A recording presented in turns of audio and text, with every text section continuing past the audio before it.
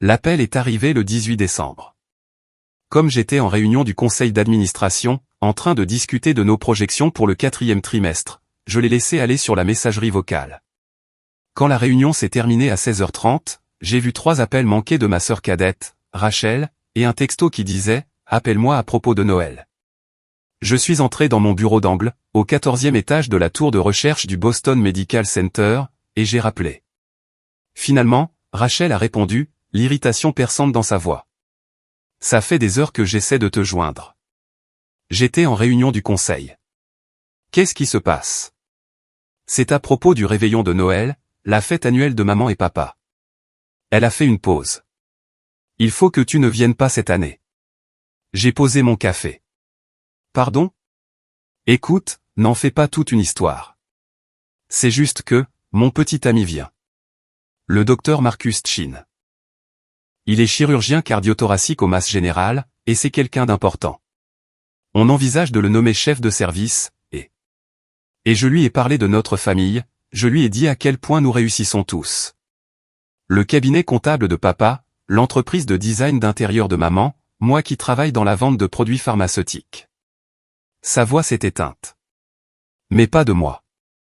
Nathalie, voyons. Tu sais comment c'est. Tu as 34 ans, toujours célibataire, tu vis dans ce minuscule appartement, et tu as un travail à l'hôpital qu'on ne comprend pas vraiment. Marcus vient d'une famille de médecins et d'universitaires. S'il te rencontre et qu'il se rend compte que tu es, eh bien, en difficulté, ça va soulever des questions sur notre famille. J'ai regardé le mur en face de mon bureau. La couverture encadrée du magazine Fortune, l'avenir de la technologie des soins de santé, rencontrait le docteur Nathalie Morrison, 32 ans, dont la plateforme DIA sauve des vies. Le prix de LI innovateur de l'année du magazine NC. Mes diplômes, un doctorat en médecine de Johns Hopkins, un MBA de Wharton, un doctorat en génie biomédical du MIT. Qu'est-ce que tu as dit exactement à Marcus à mon sujet, ai-je demandé doucement. J'ai dit que tu travaillais dans un hôpital, à un poste administratif. Ce qui est techniquement vrai, n'est-ce pas ? Tu travailles bien au BMC. Rachel, s'il te plaît. C'est important pour moi, Nathalie. Marcus, c'est le bon. Je le sens. Sa famille nous reçoit pour le nouvel an, et j'ai besoin que tout soit parfait d'ici là. T'avoir à Noël, avec maman qui te pose ces questions pleines de pitié sur ton travail et papa qui fait des commentaires gênants sur le fait que tu es toujours locataire. Ça ruinerait l'image que j'ai construite. J'ai entendu des bruissements sur la ligne. Puis la voix de ma mère s'est jointe à la conversation. Nathalie, ma chérie, Rachel m'a mise sur haut-parleur. Ton père est là aussi. Super. Le ton de ma mère est devenu suppliant. Ma puce, nous n'essayons pas de te faire de la peine. Nous voulons juste que Rachel ait son moment. Tu comprends, n'est-ce pas ? Elle a enfin trouvé quelqu'un de merveilleux, et nous ne voulons pas que quoi que ce soit vienne compliquer les choses. Par quoi que ce soit, vous voulez dire moi. Ce n'est pas ce que nous disons, est intervenu mon père. Nous pensons juste aux premières impressions. Marcus est très accompli, et Rachel veut présenter notre famille sous son meilleur jour. C'est peut-être mieux si tu passes ton tour. Juste cette année. Nous ferons quelque chose de spécial ensemble après les fêtes, juste nous 4. J'ai fermé les yeux.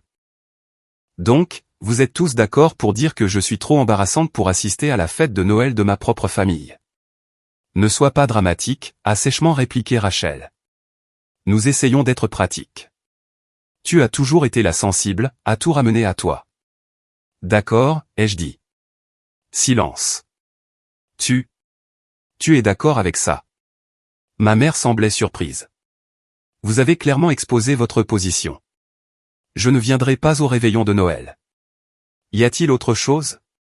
Oh. Eh bien, merci de comprendre, ma chérie. Nous nous rattraperons. Je te le promets. J'ai raccroché sans répondre.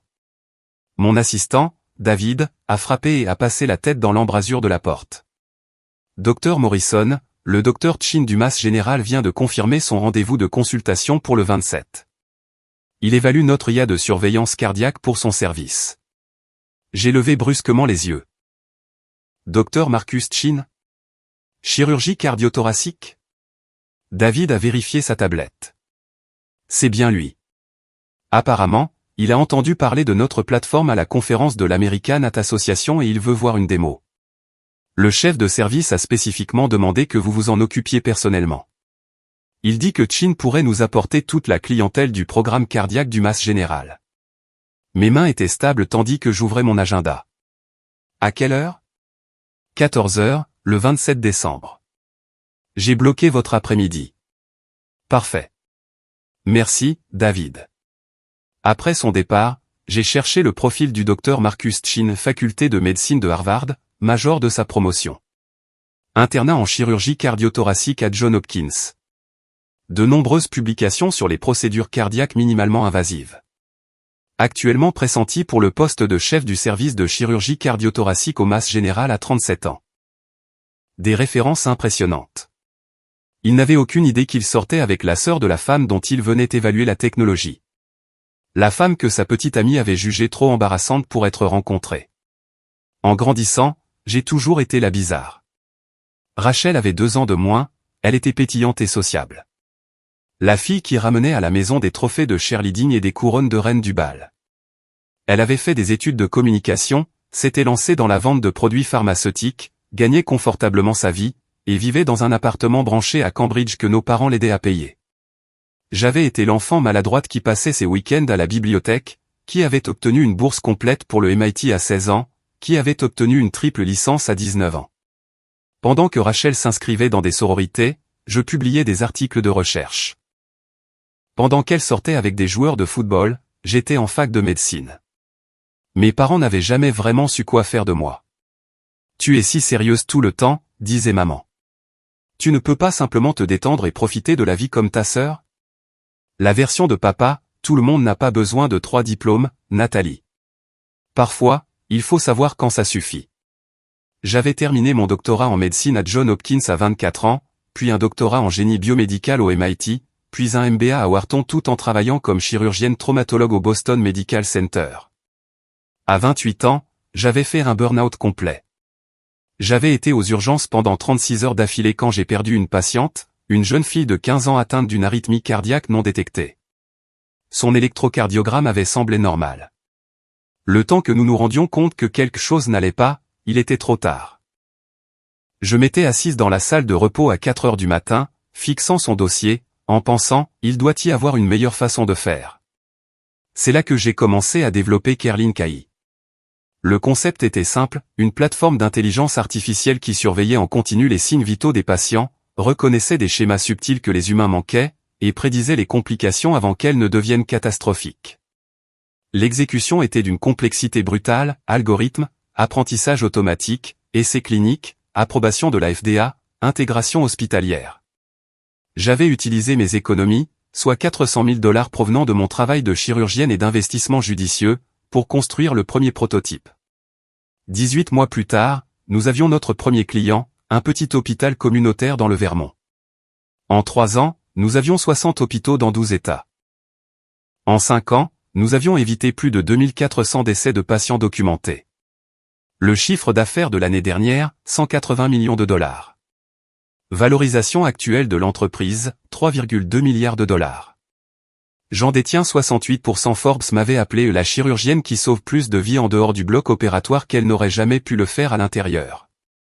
Fortune avait présenté notre plateforme DIA comme l'avenir des soins de santé préventifs. Le New England Journal of Medicine avait publié nos données de résultats, montrant une réduction de 34% de la mortalité inattendue des patients dans les hôpitaux utilisant notre système. Ma famille n'en avait aucune idée. Quand ils me posaient des questions sur mon travail, je disais, je travaille dans la technologie de la santé au BMC, et je changeais de sujet. Quand ils voyaient mon modeste appartement de 3 pièces à Jamaïca plein, je ne mentionnais pas le pantouse de 6,2 millions de $ que je possédais à Back Bay comme investissement. Quand ils supposaient que j'avais des difficultés financières, je ne les corrigeais pas. Je ne me cachais pas par honte. Je menais une expérience. M'estimerait-il sans la validation du succès ? Me traiterait-il avec respect s'il me pensait ordinaire ? La réponse, apparemment, était non. La semaine suivant l'appel de Rachel, je me suis plongé dans la préparation de la consultation de Marcus Chin. Il amène son chef de service et 2 médecins titulaires, m'a informé David lors de notre réunion préparatoire. Ils veulent voir des démonstrations en direct, des études de cas, et des calendriers d'intégration. Le MAS Général serait notre plus gros client à ce jour. 43 chirurgiens, 200 internes, près de 1000 lits. Quel est l'intérêt spécifique de Chin? La surveillance cardiaque pour les patients en post-opératoire. Il s'inquiète des complications soudaines dans les 72 heures suivant la chirurgie. Il veut savoir si notre IA peut prédire des événements comme la tamponnade, l'arythmie, ou l'embolie pulmonaire avant qu'ils ne deviennent critiques. J'ai souri. Nous avons des cas documentés de Stanford et de la Mayo Clinic. Sortez ces dossiers. L'ironie ne m'échappait pas, Marcus Chin voulait une technologie pour sauver la vie de ses patients. Ma technologie, conçue par la femme que sa petite amie considérait trop peu brillante pour être rencontrée. Le 23 décembre, Rachel a posté des photos de sa virée shopping de Noël sur Instagram. Des sacs de créateurs, des restaurants chers, des légendes sur le thème « Je me fais plaisir avant la grande fête de famille ». Le 24 décembre, le soir du réveillon, elle a posté des photos de la fête de mes parents. Rachel dans une robe de cocktail rouge à côté d'un bel homme asiatique dans un costume sur mesure. Légende, je présente mon brillant chirurgien à la famille. Le meilleur Noël de tous les temps. Cœur rouge, les commentaires ont afflué. Des tantes et des cousines s'extasiant sur le couple parfait qu'ils formaient. Des amis félicitant Rachel d'avoir enfin trouvé quelqu'un à sa hauteur. J'ai fait une capture d'écran de chaque publication pour mes archives. Ce soir-là, pendant que ma famille faisait la fête sans moi, j'ai dîné pour Noël avec mon équipe de direction et leur famille. Mon directeur de la technologie, le Dr James Rodriguez, m'avait invité chez lui à Brookline. Sa femme a préparé de l'arroz con polo. Ses 3 enfants m'ont montré leur projet pour l'exposition scientifique. Nous avons parlé de l'avenir de la médecine prédictive, de nos rêves de prévenir la mort avant qu'elle ne survienne, de construire quelque chose qui compte. C'était le meilleur Noël que j'avais passé depuis des années. Le 27 décembre est arrivé, froid et lumineux. Je suis arrivé à mon bureau à 6 heures du matin, passant en revue chaque détail de la présentation. Notre salle de conférence au 14e étage avait une vue sur la ligne d'horizon de Boston. J'avais pris des dispositions pour que notre responsable de l'intégration clinique présente les études de cas, notre médecin-chef discute des données de résultats, et notre directeur de la technologie fasse une démonstration en direct de la plateforme d'IA. Mais j'avais insisté pour faire l'introduction personnellement. À 13h45, David a frappé. Dr Morrison, l'équipe du MAS Général est là. Le Dr Chin, le Dr Patricia Williams, c'est la chef du service de chirurgie et 2 médecins titulaires. Envoyez-les dans la salle de conférence A. Je les y rejoindrai dans 5 minutes. J'ai ajusté ma blouse blanche, vérifié que mes diplômes étaient visibles sur le mur MD, PhD, MBA et je me suis dirigé vers la salle de conférence. À travers la paroi vitrée, je pouvais les voir. Le Dr Williams, une femme distinguée d'une 60aine d'années. 2 jeunes titulaires, tous 2 prenant des notes. Et Marcus Chin, grand et confiant en tenue de bloc et blouse blanche, faisant des gestes animés en expliquant quelque chose. Il ressemblait exactement à ces photos beaux, soignés, le genre de personne à qui on n'a jamais dit non. J'ai poussé la porte. Bonjour. Je suis le docteur Nathalie Morrison, fondatrice et PDG de Kerlink AI. Bienvenue au Boston Medical Center. Le docteur Williams s'est levé immédiatement, me tendant la main. Docteur Morrison, c'est un honneur. Je suis votre travail depuis 2 ans. Les données sur la réduction de la mortalité de votre essai à Stanford étaient extraordinaires. Merci. Nous sommes ravis de discuter de la manière dont Kerlink pourrait bénéficier aux patients du MAS Général. J'ai serré la main des 2 titulaires, puis je me suis tourné vers Marcus. Il me fixait, la main tendue, son expression polie mais légèrement perplexe. Dr Chin, ai-je dit en lui serrant fermement la main. Bienvenue. Je crois comprendre que vous êtes particulièrement intéressé par la surveillance cardiaque post-opératoire. Oui. Merci de nous rencontrer, Dr Morrison. Sa voix était incertaine, comme s'il essayait de me situer. Nous nous sommes assis. J'ai désigné l'écran derrière moi où apparaissait le logo de notre entreprise, Kerlink AI, avec notre slogan, prédire les complications. Sauver des vies. Avant de commencer la présentation technique, permettez-moi de vous donner un peu de contexte sur le développement de Kerlink. J'ai parlé pendant 10 minutes de mon parcours, chirurgienne traumatologue devenue ingénieure, la patiente que j'avais perdue, la technologie que j'avais développée en réponse. Je leur ai montré nos documents d'approbation de la FDA, les résultats de nos essais cliniques, nos hôpitaux clients. Marcus prenait des notes, mais je l'ai surpris en train de me regarder à plusieurs reprises, son expression devenant de plus en plus confuse. Puis le docteur Williams a dit quelque chose qui a tout changé. « Docteur Morrison, je dois vous demander. Il me semble avoir lu quelque part que vous avez de la famille à Boston. C'est exact ? » « En effet. Mes parents vivent à Newton, et ma sœur cadette vit à Cambridge. » « Que fait-elle ? » ?»« Elle est déléguée médicale. » Le stylo de Marcus a cessé de bouger. « Déléguée médicale » a-t-il répété lentement. « Votre sœur travaille dans la vente de produits pharmaceutiques. » « C'est exact. » Il a posé son stylo. Son visage était devenu pâle.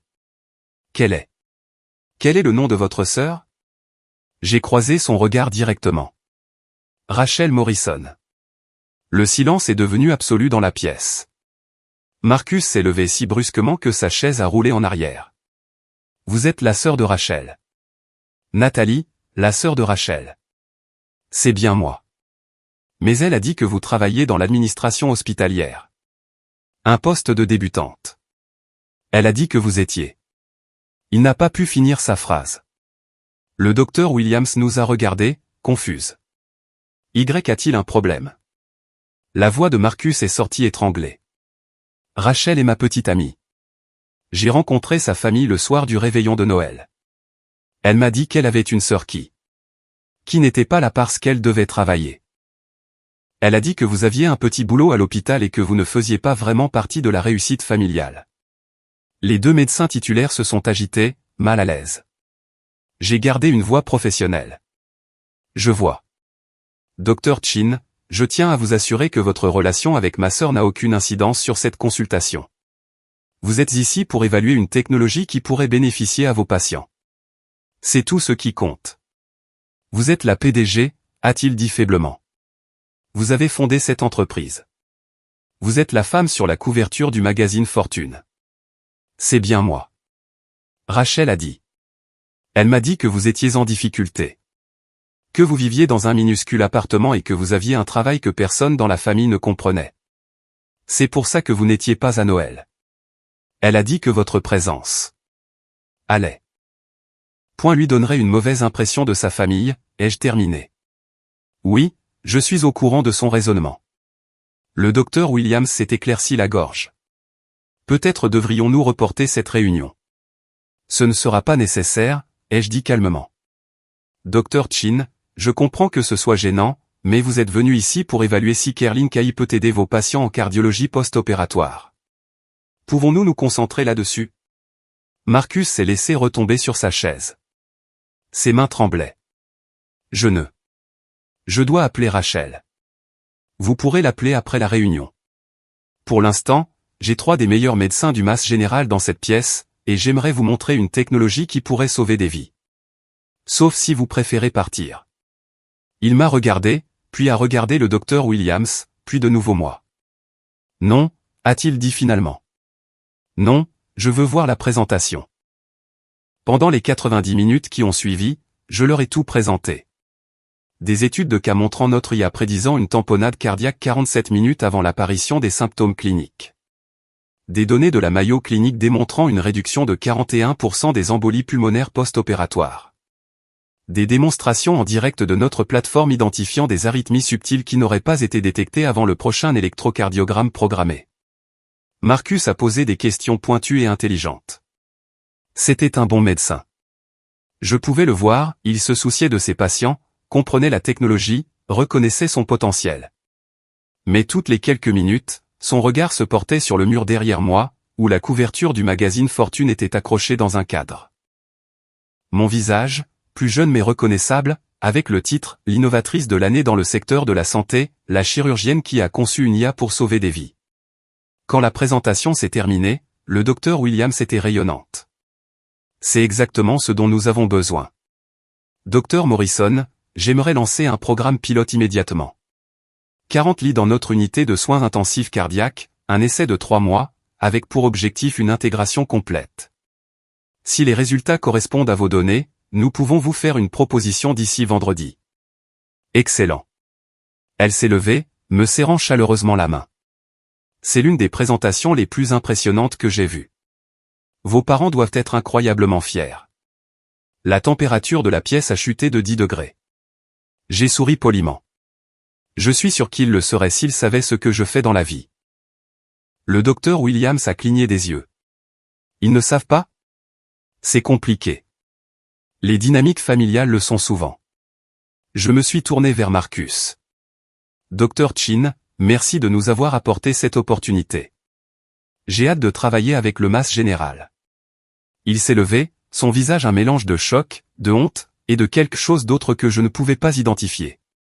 Dr Morrison, je dois. Pourrions-nous parler en privé? Juste un instant. J'ai jeté un coup d'œil au Dr Williams. Elle a hoché la tête et a fait sortir les autres titulaires en murmurant quelque chose comme leur laisser un moment. Quand la porte s'est refermée, Marcus s'est tourné vers moi, son sang-froid se fissurant. J'ai besoin de comprendre ce qui se passe. Rachel m'a spécifiquement dit que vous n'étiez pas à Noël parce que vous seriez gêné. Que vous aviez un petit boulot, et qu'elle vous protégeait en ne me laissant pas vous rencontrer, parce que ma famille est accomplie et que cela vous ferait vous sentir mal dans votre peau. C'est ce qu'elle vous a dit? Oui.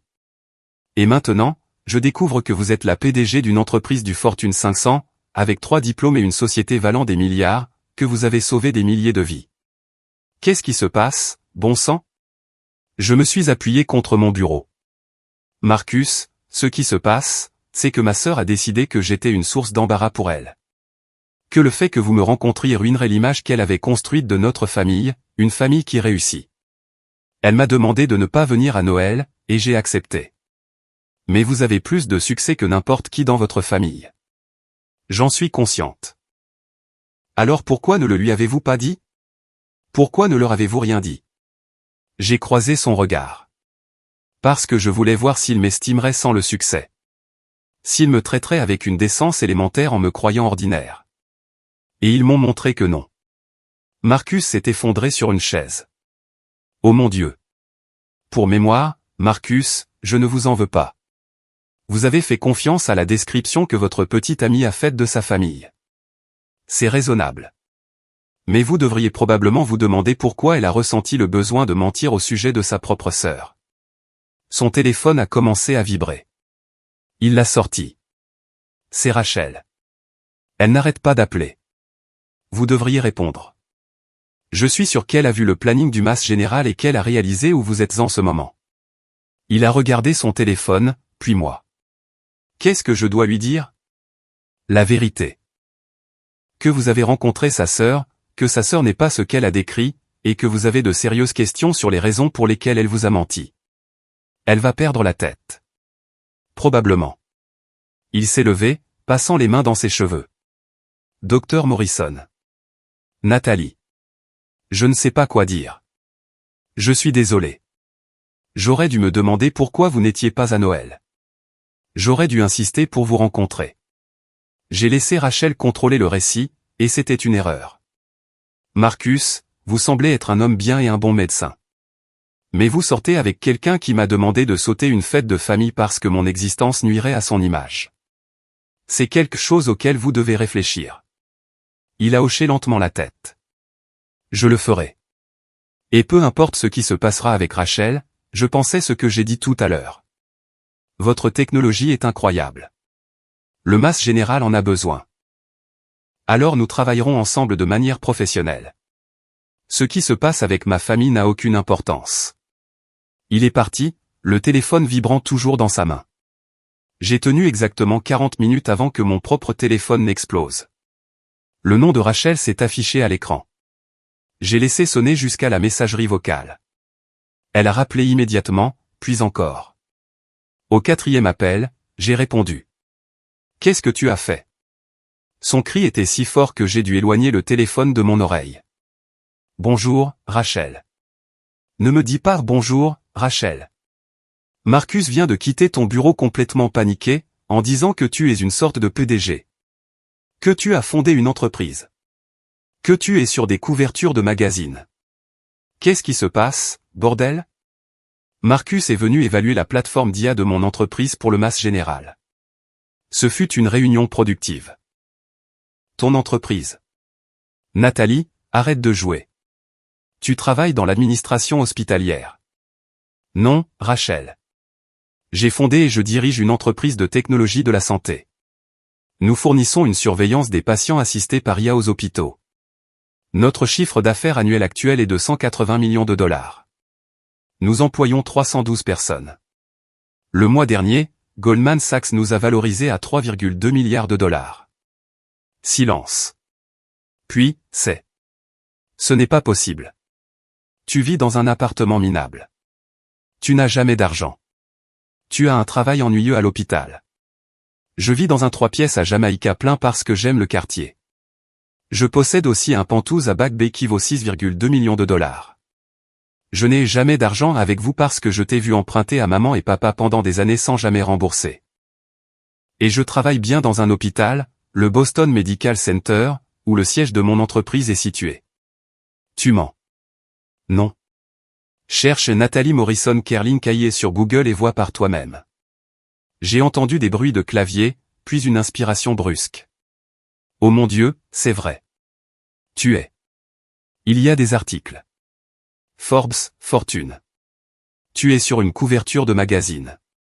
Plusieurs, en fait. Pourquoi tu ne nous l'as pas dit? Sa voix était passée de la colère à quelque chose de plus proche de la panique. Tu n'as jamais demandé, Rachel. Tu as décidé que j'étais un échec et tu m'as traité en conséquence. Je t'ai laissé faire parce que je voulais voir comment tu me traiterais si tu pensais que je n'avais pas réussi. C'est insensé. C'est de la manipulation. Ah oui?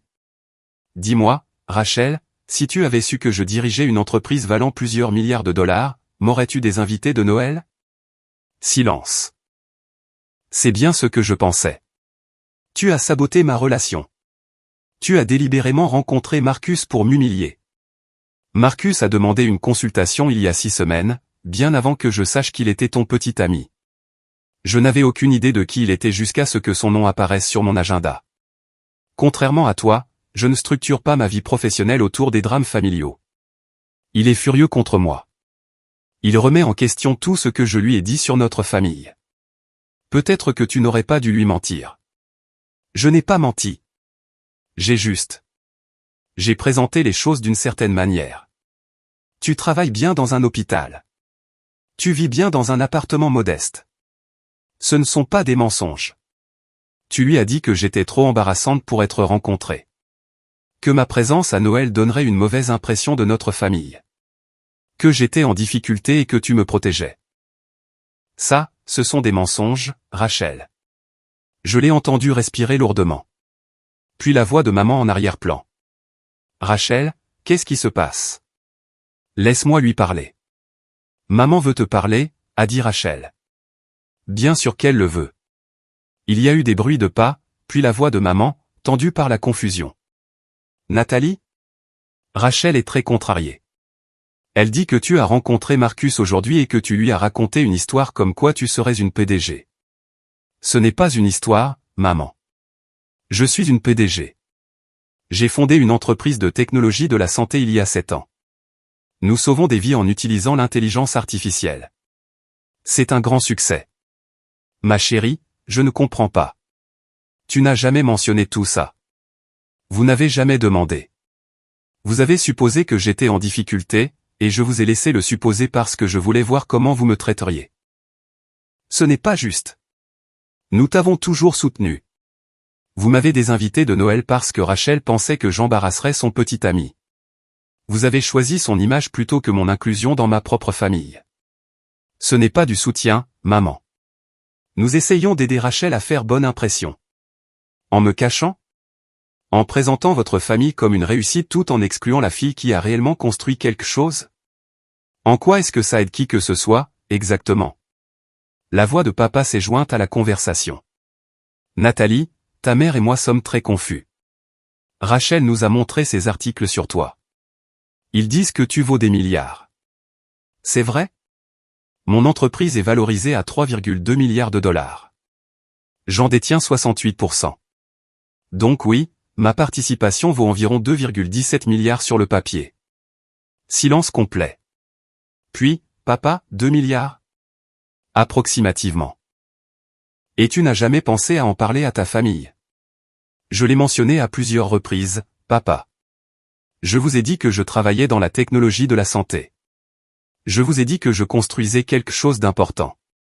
Tu m'as dit que j'avais trop de diplômes, que je devais me détendre comme Rachel, que j'étais trop sérieuse. Vous avez décidé que j'étais l'échec de la famille sans jamais demander ce que j'avais réellement construit. Nous n'avons pas décidé que tu étais un échec. Vous m'avez exclu de Noël, papa. Rachel a explicitement dit que le fait que je rencontre son petit ami donnerait la mauvaise impression parce que j'étais en difficulté. Toi et maman étiez d'accord. C'est décidé que je suis un échec. La voix de maman s'est brisée. Nous avons fait une erreur. Oui, en effet. Pouvons-nous arranger ça, a demandé papa. Peux-tu venir dîner? Nous devons en parler correctement. Pourquoi? Pour que vous puissiez célébrer maintenant que vous savez que j'ai réussi? Pour que vous puissiez dire à vos amis que votre fille est milliardaire? Où était cet intérêt quand vous pensiez que j'étais ordinaire? Ce n'est pas juste, est intervenue Rachel, sa voix venimeuse. Tu nous punis pour avoir essayé de protéger ma relation. Je ne punis personne, Rachel. Je dirige mon entreprise. Marcus est venu évaluer ma technologie parce qu'il veut sauver la vie de ses patients. Le fait que ce soit gênant pour toi est sans importance. Il parle de rompre avec moi. Il dit qu'il ne peut pas faire confiance à quelqu'un qui a menti sur sa propre sœur. Alors peut-être que tu n'aurais pas dû mentir sur ta propre sœur. Je te déteste. La ligne a été coupée. 2 minutes plus tard, mon téléphone a vibré. Un texto de Marcus.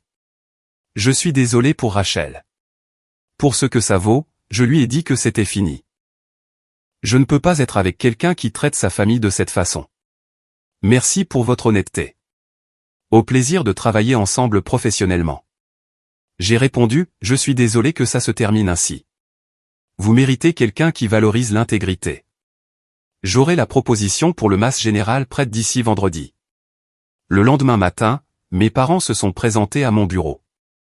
David m'a appelé. Docteur Morrison, il y a un M et une Madame Morrison qui veulent vous voir. Ils n'ont pas de rendez-vous, mais ils insistent sur le fait que c'est urgent. Faites-les entrer. Mes parents sont entrés dans mon bureau, paraissant plus petits que dans mon souvenir. Plus âgés. Les yeux de maman étaient rouges d'avoir pleuré. Le visage de papa était gris de stress. Ils se sont tous les deux arrêtés quand ils ont vu l'endroit, la vue sur le port, les récompenses sur le mur, la couverture de fortune, les diplômes. Nathalie, a murmuré maman. C'est vraiment ton bureau. Oui. Papa s'est approché du mur, lisant mes diplômes à haute voix. Docteur en médecine, John Hopkins. PhD en génie biomédical, MIT. MBA, Wharton. Il s'est tourné vers moi. Quand as-tu fait tout ça? Au cours des 15 dernières années. Pendant que vous me demandiez quand j'allais me caser et être normal comme Rachel. Il a tressailli. Maman s'est assise, sans y être invitée.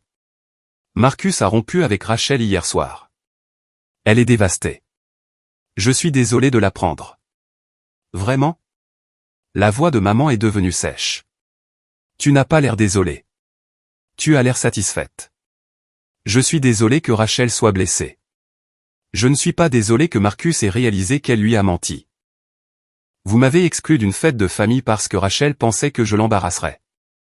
Vous m'avez dit de sauter Noël pour que je ne donne pas la mauvaise impression à son petit ami. Ce sont vos mots exacts. Je me suis levé. Vous avez valorisé l'idée d'une famille qui réussit plus que vous ne m'avez valorisé en tant que personne. Nous avons fait une erreur, appelez des mamans. Ne peux-tu pas nous pardonner? Finalement, peut-être. Mais pas aujourd'hui. Pas alors que vous n'êtes ici que parce que vous avez découvert que je vaux des milliards.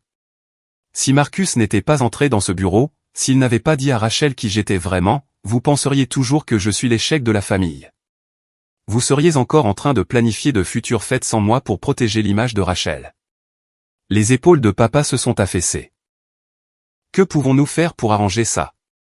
Déterminez si vous voulez une relation avec moi telle que je suis vraiment, ou si vous voulez seulement une relation avec la version qui a réussi et qui vous donne une belle image.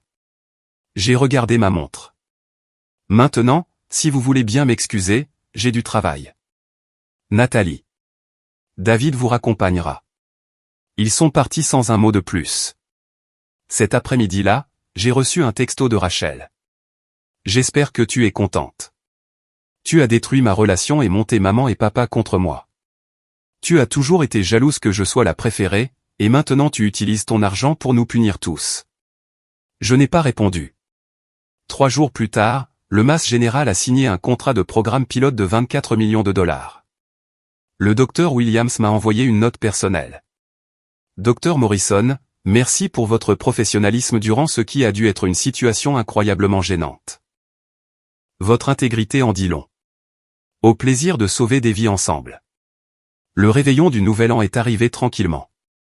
Je l'ai passé avec mon équipe de direction lors d'une célébration d'entreprise dans notre salle de conférence. Nous avons porté un toast à nos réalisations, 2400 vies sauvées au cours de l'année écoulée, 300 employés soutenus, 82 hôpitaux utilisant notre technologie. À minuit, mon téléphone a vibré. Texto de Marcus, bonne année, Dr Morrison. Notre programme pilote commence lundi. Merci de donner cette opportunité au MAS général. Texto du Dr Williams, merci d'avoir construit quelque chose qui compte. À la santé de nouvelles vies sauvées en 2025. Texto de maman, bonne année, ma chérie. Ton père et moi espérons toujours pouvoir te parler quand tu seras prête. Nous t'aimons. Nous sommes désolés. J'ai regardé le message de maman pendant un long moment. Puis j'ai tapé, bonne année, maman. J'ai besoin de temps, mais je suis prête à parler, à terme. Selon mes conditions. Sa réponse est arrivée immédiatement. Tout ce que tu voudras. Nous attendrons. Ce n'était pas un pardon. Pas encore. Mais c'était un début. Le 2 janvier, Rachel a appelé. J'ai laissé aller sur la messagerie vocale. Elle n'a pas laissé de message. Le 5 janvier, elle a envoyé un texto. Je suis désolé. Vraiment désolé. Pouvons-nous parler?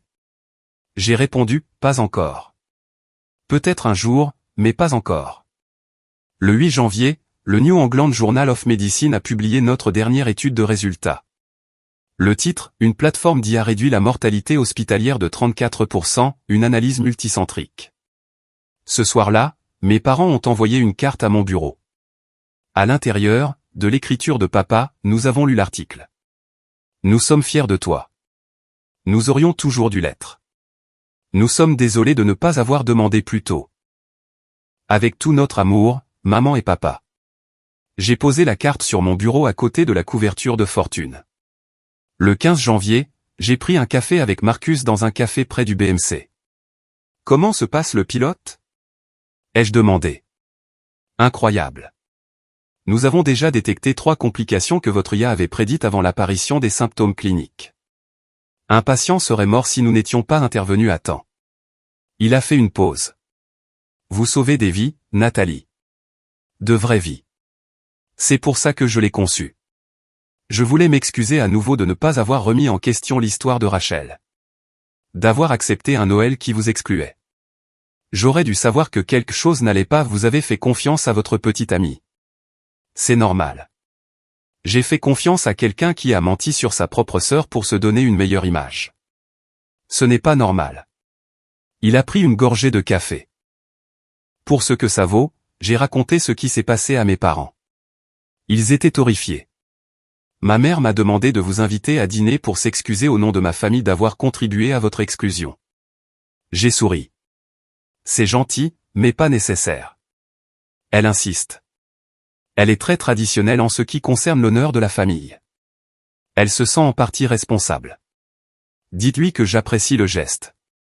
Peut-être dans quelques mois. Il a hoché la tête. C'est juste. Alors que nous nous levions pour partir, il a dit, Rachel m'a contacté la semaine dernière. Elle m'a demandé si je voulais reconsidérer ma décision. Qu'avez-vous répondu? J'ai dit non. Je ne peux pas être avec quelqu'un qui traite sa famille comme un objet jetable quand c'est gênant. C'est un problème de caractère, pas un malentendu. Il a croisé mon regard. Vous méritiez mieux que la façon dont ils vous ont traité.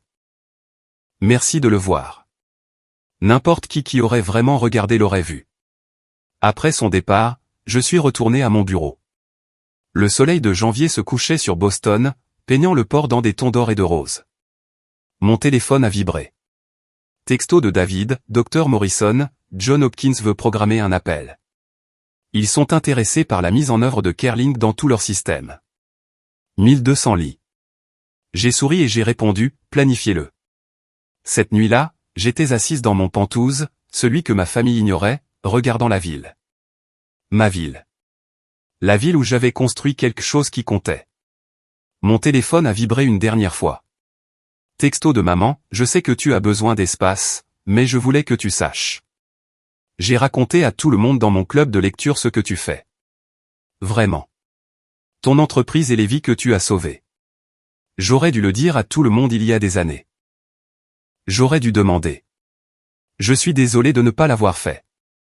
Si fier de toi. Je l'ai toujours été, même quand je ne le montrais pas bien. J'ai fixé le message pendant un long moment. Puis j'ai répondu, merci, maman. Prenons un café la semaine prochaine. Juste nous deux. Sa réponse fut immédiate. J'adorerais.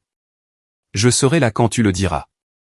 Ce n'était pas une réconciliation complète. La blessure était encore trop fraîche, la trahison trop récente. Mais c'était une porte qui s'ouvrait, lentement. Le fait que nous la franchissions ensemble dépendrait de leur capacité à apprendre à me valoriser pour qui j'étais, et non pour ce que j'avais accompli. Dehors, par ma fenêtre, Boston scintillait de possibilités. Demain, à l'intérieur de mon bureau, nous continuerions à sauver des vies. Et cela, plus que tout ce que ma famille pourrait dire ou faire, était suffisant.